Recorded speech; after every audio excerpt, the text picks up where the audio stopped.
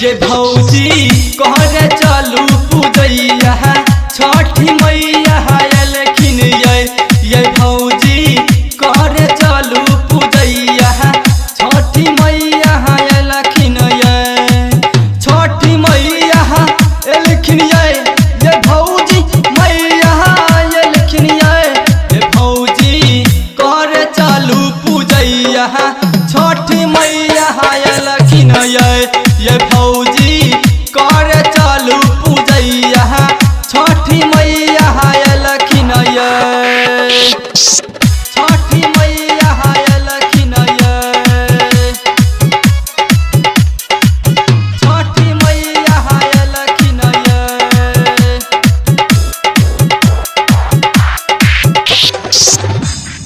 माथा पे ललिया अहू दौरा हम ललै छी बौआ के कोरा ये हम ललै छी बौआ के कोरा माथा पे ललिया अहू दौरा हम ललै छी बौआ के कोरा ये हम ललै छी बौआ के कोरा कि पार लगबै छै सबके नैया छठी मैया आयलखिन ये भौजी करे चलू पूजैया छठी मैया आयलखिन छठी मैया आयलखिन छठी मैया आयलखिन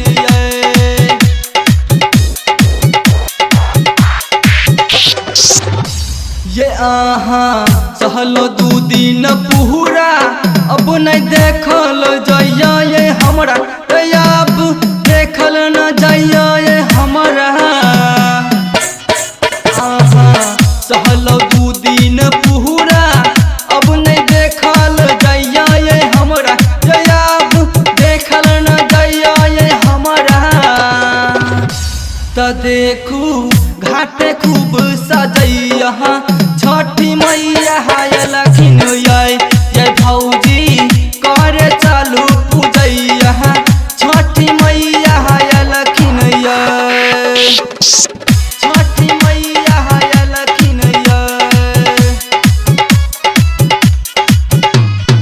अखन अहाँ सब सुनि रहल छियै जय मां काली रिकॉर्डिंग स्टूडियो फुलपड़ा चौक से तो एलै डीजे चंदेश्वर भैया हिनकर पार लगे तीन नैया ये मैया पार लगे तीन नैया तो एलै डीजे चंदेश्वर भैया हिनकर पार लगे तीन छठी मैया ये भौजी पार लगे तीन छठी मैया तमू के